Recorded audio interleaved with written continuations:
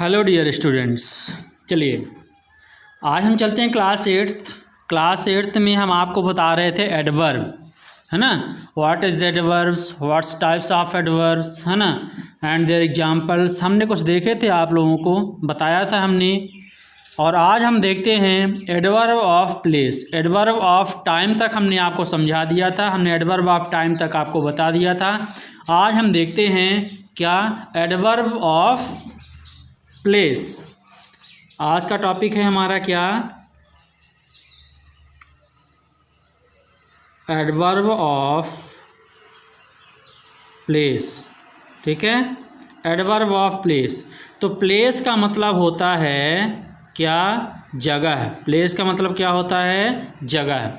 मतलब कहने का ऐसे एडवर्ब जो किसी जगह के बारे में बताते हैं, जो किसी जगह की ओर इशारा करते हैं, वो क्या कहलाते हैं, एडवर्ब ऑफ प्लेसेस कहलाते हैं। समझ गए बात को। प्लेस का मतलब होता है जगह या स्थान, या ऐसे एडवर्ब जो किसी जगह या किसी स्थान के बारे में हमें बताते हैं, संदर्भित करते हैं, वो क्या कहलाते हैं, एडवर्ब ऑफ प्लेस कहलाते हैं। चलिए हम एडवर्ब ऑफ प्लेस का कुछ एग्जाम्पल देख लेते हैं। जैसे here, HERE, here. Here means क्या होता है, यहाँ। जैसे हमने बोला कम हियर, यहाँ आओ, तो कहाँ आने की बात कर रही है, यहाँ आने की बात कर रही है। यहाँ का मतलब किसी जगह की बात की जा रही है कि यहाँ आओ, है ना। तो एडवर्ब ऑफ प्लेस हो गया, है ना। इसके बाद जैसे THERE, देयर।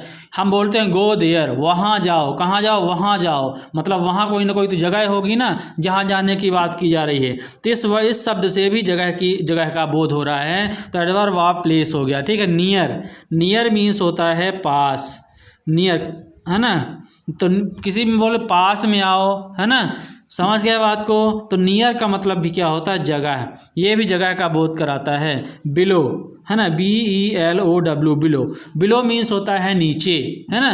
तो किसी वृक्ष के नीचे हो सकता है, किसी भी वस्तु के नीचे, है ना, टेबल के नीचे, कहीं भी हो सकता है, मतलब नीचे की बात की जा रही है। तो वहाँ पर भी क्या होगा, ये कोई ना कोई जगह की बात की जा रही है। इंडोर, है ना, INDOOR, इंडोर। इंडोर का मतलब होता है दरवाजे के अंदर, जगह की बात की जा रही है। आउटडोर्स, है ना, OUTDOOR, आउटडोर्स मतलब यहाँ पर भी जगह की बात की जा रही है। अप मतलब ऊपर की ओर, है ना।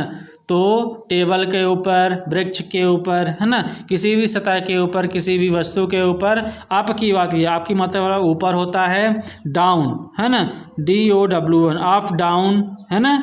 लोअर, है ना, अंडर, ये सब क्या कहलाते हैं, ये सब एडवर्ब ऑफ प्लेसेस कहलाते हैं। और आपको समझने की ज़रूरत है कि एडवर्ब ऑफ प्लेस का मतलब होता है, प्लेस का मतलब होता है प्लेस का मतलब होता है जगह, स्थान। मतलब सेंटेंस में ऐसा कोई शब्द है, सेंटेंस में ऐसा अगर कोई आपके बुक में आप जो कुछ लिख रहे हो, अगर उस सेंटेंस में ऐसा कोई वर्ड आता है जो किसी न किसी जगह के बारे में बताता है, तो आपको समझ में आ जाना चाहिए कि यह शब्द क्या है, एडवर्ब ऑफ प्लेस है। ये एडवर्ब है। और कौन सा एडवर्ब का टाइप है, ये एडवर्ब ऑफ प्लेस, यानी कि यह एडवर्ब किसी जगह के बारे में बताता है। फॉर एग्जाम्पल, हम एग्जाम्पल देखते हैं। जैसे पहला एग्जाम्पल हम देखते हैं, कम हियर। हमने लिखा कम हियर, तो हियर का मतलब क्या होता है, यहाँ। यहाँ क्या है, यहाँ एक जगह के बारे में बात की जा रही है। कोई अगर किसी को बुला रहा है कम हियर, यहाँ आओ, तो वह किसी न किसी जगह में आने की बात कर रहा है, अपने पास आने की बात कर रहा है। वह किसी न किसी जगह पर ही खड़ा होगा और उससे दूसरे व्यक्ति को उस जगह पर बुला रहा है। मतलब कहने का क्या, कि एडवर्ब ऑफ प्लेस हो गया। ठीक है। गो देयर, है ना, दूसरा एग्जाम्पल है गो देयर। कहीं ना कहीं किसी को भेजने की बात की जा रही है। अगर कोई किसी को कहीं भेजने की बात की जा रही है, तो जाहिर सी बात है वह कहीं ना कहीं किसी न किसी जगह की बात कर रहा है कि उस जगह पे आपको जाना है, गो देयर। ठीक है, समझ गए बात को। और हमने एक और एग्जांपल लिखा, WAIT, वेट आउटसाइड। आउटसाइड मतलब बाहर की तरफ, बाहर की ओर या बाहर। वेट आउटसाइड, बाहर इंतजार करो। मतलब आउटसाइड क्या है, कोई ना कोई जगह है और वहाँ से आपको बोला जा रहा है कि आप उस जगह पर या बाहर खड़े रह करके आप इंतजार करो। मतलब ये क्या हो गया, एडवर्ब ऑफ प्लेस हो गया। समझ गए बात को। समझ गए बात को? आई होप कि आपको समझ में आ रहा होगा। मतलब प्लेस का मतलब होता है जगह। किसी भी सेंटेंस में, चाहे वो आपकी बुक में लिखा हो, चाहे कोई बोल रहा हो, या कि चाहे आप अपनी कॉपी में लिख रहे हो, अगर किसी भी सेंटेंस में अगर आपको ये वर्ड्स मिलते हैं, ऐसे शब्द मिलते हैं जिनसे किसी न किसी जगह का बोध होता है, तो क्या कहलाते हैं? Adverb of places. ठीक है। अब अगर आप मान लीजिए कि वहाँ पर मिल रहा है भोपाल, मान लीजिए कि सेंटेंस में मिल रहा है भोपाल, तो आप ये सोचो भोपाल एक जगह है, जगह का नाम है ना, तो ये एडवर्ब ऑफ प्लेस हो जाएगा? नहीं, ये एडवर्ब ऑफ प्लेस नहीं होगा। क्यों एडवर्ब ऑफ प्लेस नहीं होगा? क्योंकि ये नाम है बेटा, ये नाम है। भोपाल किसी जगह का नाम है। तो हमने क्या बताया था? किसी प्राणी, वस्तु या स्थान के नाम को संज्ञा कहते हैं। तो ये तो संज्ञा हो गई, ये क्या हो गई? नाउन हो गया। ये क्या हो गया? नाउन हो गया। ठीक है, समझ गए बात को? अगर किसी भी जगह का नाम आता है तो नाउन कहलाता है। लेकिन अगर ऐसे शब्द जो किसी जगह की ओर इशारा करते हैं, किसी जगह को व्यक्त करते हैं, वो क्या कहलाते हैं? एडवर्ब ऑफ प्लेस कहलाते हैं। आई होप कि आप लोगों को समझ में आ रहा। अब ये आप मान लीजिए आप कोई सेंटेंस पढ़ रहे हो आप बुक में, और उस सेंटेंस में किसी जगह का नाम आ गया, और आप सोचे अरे ये तो जगह को बता रहा है, ये भोपाल है, ये जगह है, ये एडवर्ब ऑफ प्लेस हो गया। बिल्कुल गलत। क्योंकि हम आपको चिल्ला करके कई बार हमने आपको बताया है कि अगर किसी का नाम आ जाए, किसी पर्टिकुलर जगह का नाम आ जाए, किसी पर्टिकुलर वस्तु का नाम आ जाए, और किसी पर्टिकुलर व्यक्ति का नाम आ जाए, तो नाम का मतलब नाउन होता है। Noun is equal to name. मतलब वह अगर नाम आ गया जगह का, अगर जगह का नाम आ गया तो नाउन कहलाएगा। लेकिन अगर ऐसे कोई शब्द जो किसी जगह को व्यक्त करते हैं, किसी जगह की ओर इशारा करते हैं, तो क्या कहलाते हैं? Adverb of place. अब आई होप कि आप लोगों को अच्छे समझ में आ गया होगा। ठीक है, अगला टॉपिक हम देखते हैं adverb of manner.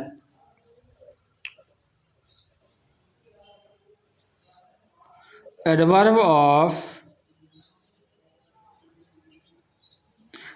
Of manner. Manner का मतलब होता है ढंग। मैनर का मतलब क्या होता है? ढंग। ढंग का मतलब क्या होता है? तरीका, है ना। ढंग का मतलब क्या होता है? तरीका। आप कोई भी काम किस ढंग से कर रहे हो, किस तरीके से कर रहे हो, आपको पर्टिकुलर कार्य करने का तरीका क्या है, वो तरीका क्या कहलाता है? मैनर्स। एडवर्ब ऑफ मैनर कहलाता है। आप किसी भी काम को किस ढंग से कर रहे हो, वो एडवर्ब ऑफ मैनर को प्रदर्शित करता है। समझ गए बात को? मैनर का मतलब होता है ढंग। अब जैसे हम एक एग्जाम्पल देखते हैं, समझ में आ रहा है ना? अब हम एक एग्जाम्पल देखते हैं एडवर्ब ऑफ मैनर आप किसको बोलो। जैसे हमने लिखा स्लोली। स्लोली मतलब होता है धीरे से। समझ गए बात को? स्लो मतलब धीमे से या धीरे से, है ना। जैसे आप मतलब कहीं दौड़ रहे हो तो बहुत स्लो दौड़ रहे हो, मतलब बहुत स्लोली तरीके से दौड़ रहे हो, मतलब वो क्या कहलाएगा? एडवर्ब ऑफ मैनर कहलाएगा। और आपके दौड़ने के ढंग के बारे में बता रहा है कि आप किस तरह से दौड़ रहे हो, बहुत स्लो दौड़ रहे हो। ठीक है। इसके बाद ब्रेवरली। ब्रेवरली, ब्रेव मीन्स होता है बहादुर, और ब्रेवरली मीन्स हो गया बहादुरी से, है ना। मतलब आप कोई लड़ाई कर रहे हो, या मान लो कोई आप काम कर रहे हो, कोई अच्छा काम कर रहे हो और बहुत बहादुरी के साथ कर रहे हो, तो उस काम करने का ढंग आपको प्रदर्शित करता है कि आप कोई ढंग कैसे कर रहे हो, बहादुरी से कर रहे हो। हमारी जो सेना है, भारतीय जो सेना है, वो अनेक लड़ाइयों को लड़ी हैं, अनेक लड़ाइयों को जीती हैं। तो कैसे लड़ती हैं? बहादुरी से लड़ती हैं, ब्रेवरली से लड़ती हैं, बहादुरी से लड़ती हैं। तो मतलब उनके लड़ाई करने का ढंग जो है क्या है? बहादुर है। मतलब हमारी जो सेना क्या है? बहादुरी से लड़ती है, बहादुर है, बहादुरी से लड़ती है। मतलब ये क्या हो गया? एडवर्ब ऑफ मैनर हो गया। हमारी सेना के मैनर को दर्शा रहा है, मतलब बहादुरी से लड़ती हैं। ठीक है। केयरफुली, है ना,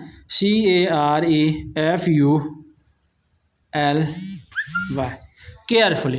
केयरफुली मतलब होता है सावधानी से। कोई डॉक्टर है, वो आपका इलाज करता है, बहुत सावधानी से इलाज करता है ना। डॉक्टर ट्रीट्स पेशेंट्स केयरफुली, है ना। जो डॉक्टर है वो पेशेंट्स को, मरीजों को बहुत ही सावधानी पूर्वक ट्रीट करता है या उनकी इलाज करता है। तो ये जो केयरफुली शब्द हो गया, वो क्या हो गया?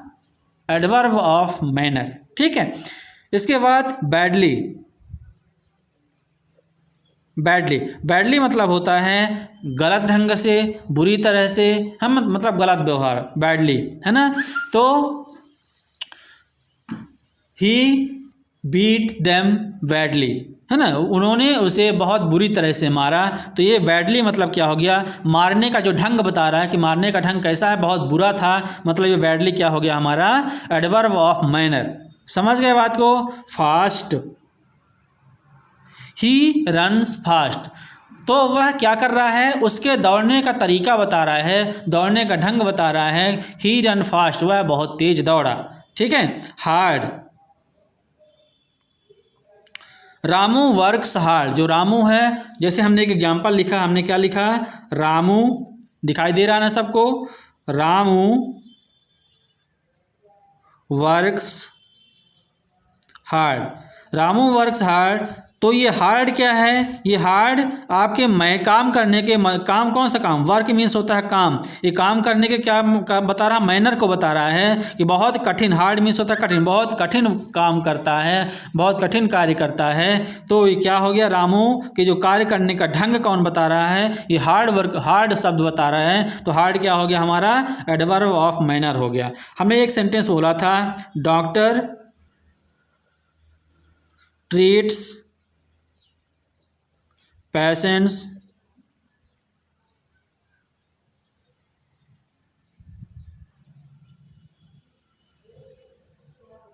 One minute, okay, carefully. ठीक है।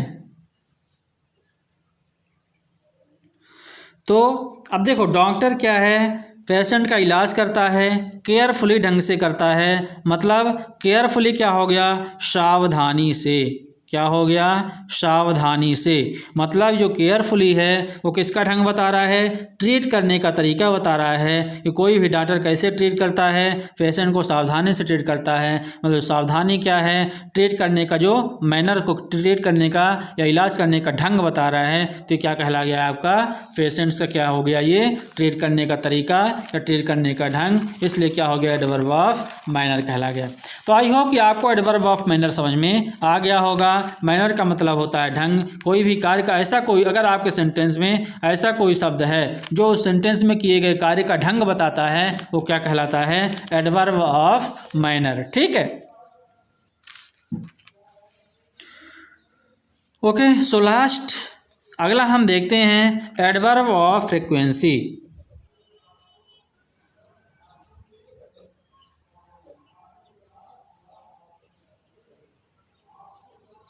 Adverb of frequency. तो एडवर्ब ऑफ फ्रीक्वेंसी क्या कहलाती है, तो फ्रीक्वेंसी मीन्स होता है बारंबारता।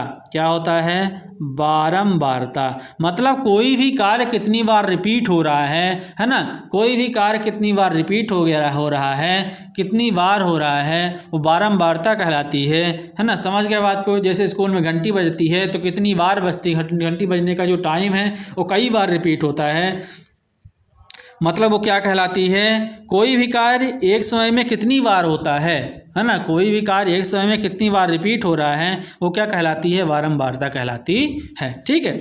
अब adverb of manner, sorry, adverb of frequency. तो फ्रीक्वेंसी का मतलब होता है बारंबारता, कोई काम एक बार हो रहा, दो बार हो रहा, तीन बार हो रहा, चार बार होता, हमेशा होता है, कभी कभार होता है ना, कई बार होता है। तो कई बार, हमेशा, कभी कभार, एक बार, चार बार, छः बार, दो बार, ये सब क्या कहलाते हैं, एडवर्ब ऑफ फ्रीक्वेंसी कहलाते हैं। समझ गए बात को। काम करने की बारंबारता, कोई भी कार्य होने की जो रिपीटेंस है ना, जो कितनी बार कोई भी कार्य रिपीट होता है उसे हम फ्रीक्वेंसी कहते हैं, बारंबारता कहते हैं। सपोज वंस, एक बार, ये क्या हो गई, एडवर्ब ऑफ फ्रीक्वेंसी हो गई। ट्वाइस, दो बार, एडवर्ब ऑफ फ्रीक्वेंसी हो गई। थ्राइस, तीन बार, एडवर्ब ऑफ फ्रीक्वेंसी हो गई। रेयरली, रेयरली मीन्स होता है कभी कभार या ना के बराबर, है ना, कभी कभार या ना के बराबर या बहुत कम। समझ गए बात को। रेयरली का मतलब होता है बहुत कम या कभी कभार। तो एडवर्ब ऑफ फ्रीक्वेंसी, भाई किसी भी, कोई भी कार्य एक बार हो, कभी कभार हो या बहुत कम बार हो, आखिर रिपीट तो हो रहा है, मतलब क्या हो गई है, एडवर्ब ऑफ फ्रीक्वेंसी हो गई। ठीक है। अच्छा, इसके बाद आता है ऑफन। ऑफन मीन्स होता है कई बार। ठीक है। ऑफन मीन्स क्या होता है, कई बार, कोई भी कार्य कई बार रिपीट हो रहा है ना। अगेन, अगेन मीन्स दोबारा, ठीक है। अगेन मीन्स क्या होता है, दोबारा, मतलब एडवर्ब ऑफ फ्रीक्वेंसी होगी। नेवर, नेवर मतलब कभी नहीं, ठीक है। एडवर्ब ऑफ फ्रीक्वेंसी हो गई, मतलब ये फ्रीक्वेंसी को ही दर्शा रहा है, कभी ऐसा नहीं हुआ, ठीक है। ऑलवेज, ऑलवेज मीन्स होता है हमेशा, मतलब कोई कार्य हमेशा होता ही रहता है, हमेशा होता रहता है, मतलब कई बार रिपीट होता रहता है। लेकिन जो नेवर है, इसमें कार्य होने का ढंग तो नहीं, कार्य के रिपीट होने की बात तो नहीं कर रही है, बात तो नहीं हो रही है, लेकिन ये भी एडवर्ब ऑफ फ्रीक्वेंसी के अंतर्गत ही आता है ना। समझ गए बात को। जो नेवर वर्ड है, नेवर का मतलब होता है कभी नहीं, मतलब कोई भी कार्य कभी नहीं, जब हुआ ही नहीं तो रिपीट कहाँ से होगा। लेकिन फिर भी ये अपवाद है, और इसके ये भी किसके अंतर्गत आता है, एडवर्ब ऑफ फ्रीक्वेंसी के अंतर्गत आता है। तो आपको इस शब्द को विशेष ध्यान में रखना है। आपको कंफ्यूज नहीं होना है कि भाई नेवर का मतलब तो कभी नहीं होता है, कोई भी कार्य हुआ ही नहीं, रिपीट ही नहीं, जब हुआ ही नहीं तो रिपीट होने की कोई संभावना ही नहीं होती है, बात ही नहीं उठती है, तो ये कैसे आ जाएगा एडवर्ब ऑफ फ्रीक्वेंसी के अंतर्गत। तो ये कुछ एक्सेप्शंस होते हैं, कुछ अपवाद होते हैं, ये एक्सेप्शन के अंतर्गत आता है, और ये भी एडवर्ब ऑफ फ्रीक्वेंसी ही है, ठीक है। समझ गए बात को। अब फॉर एग्जाम्पल हम एक आध दो एग्जाम्पल आपको बता देते हैं लिख करके, ताकि आपको अच्छे समझ में आ जाए, ठीक है। हम एक उदाहरण लिखते हैं, ही वेंट देयर ट्वाइस। अब एक बार देखो, एक चीज़ यहाँ पर हम आपको इस सेंटेंस के से कई चीज़ें आपको हम क्लियर कर देंगे। देखिए, हमने लिखा ही वेंट देयर ट्वाइस, ठीक है। ये हो गया हमारा क्या, सब्जेक्ट, ये हो गई सब्जेक्ट की ठीक बात क्या आती है, वर्ब आती है, ठीक है। सब्जेक्ट की ठीक बात क्या हो गई, वर्ब हो गई। अब ये देयर है, ये देयर है और ट्वाइस है, तो देयर क्या है, देयर भी एक एडवर्ब है, और अभी हमने आपको बताया हियर, देयर, ये सब क्या कहलाते हैं, एडवर्ब ऑफ प्लेस। ये क्या कहलाते हैं, एडवर्ब ऑफ प्लेस कहलाते हैं, ठीक है। और ये क्या है, एडवर्ब ऑफ फ्रीक्वेंसी है, ये क्या है, एडवर्ब ऑफ फ्रीक्वेंसी है। समझ गए बात को। तो अब देखो, हमने आपको बताया था कि जो एडवर्ब है वो वर्ब को फॉलो करता है, एडजेक्टिव को फॉलो करता है, और अपने ही तरह दूसरे एडवर्ब को भी फॉलो करता है। समझ गए। तो ये जो एडवर्ब है ये वर्ब को फॉलो कर रहा, और ये जो एडवर्ब है वो एडवर्ब को भी फॉलो कर रहा और वर्ब को भी फॉलो कर रहा। हमने आपको परिभाषा में यही बताया था ना कि जो एडवर्ब होता है वो अपनी तरह दूसरे एडवर्ब को भी फॉलो करता है, वर्ब को भी फॉलो करता है, और एडजेक्टिव को भी फॉलो करता है। फॉलो करने का मतलब विशेषता बताता है। समझ गए बात को। तो यहाँ पर एडजेक्टिव तो नहीं है, लेकिन एक एडवर्ब की तरह दूसरा एडवर्ब भी है और दूसरी वर्ब भी है। समझना मेरी बात को, ठीक है ना। समझ गए बात को ना। ये सब क्या कहलाते हैं, एडवर्ब ऑफ फ्रीक्वेंसी। इसका मतलब क्या हुआ, ही वेंट, वह गया, देयर मीन्स वह वहाँ गया, ट्वाइस, दो बार, है ना। मतलब जो जाने का कार्य हुआ वो कितनी बार हुआ, दो बार हुआ, वह वहाँ दो बार गया, ठीक है। अब देखिए अगला सेंटेंस हम आपको बताते हैं, राम रेयरली गोस देयर, ठीक है। तो Ram rarely goes there, Ram वहाँ बहुत ही कम जाता है या कभी कभार जाता है। रेयरली मतलब हो गया बहुत कम जाता है या कभी कभार जाता है। किसकी विशेषता बता रहा है, गो की, कि वह जाता, जाने का ढंग बता रहा है भाई कि वो कैसे, जाने की फ्रिक्वेंसी बता रही है, बारंबारता बता रहा है कि वो कितनी बार यह कार्य हुआ, मतलब जाने का कार्य कितनी बार हुआ, बहुत कम, मतलब साल भर में वो बहुत कम जाता है, एक बार दो बार वो चला ही जाता है, ठीक है, मतलब बहुत कम जाता है, ठीक है। तो राम रेयरली गोज देयर, ठीक है। अब जैसे हमने एक सेंटेंस लिखा, आई ऑलवेज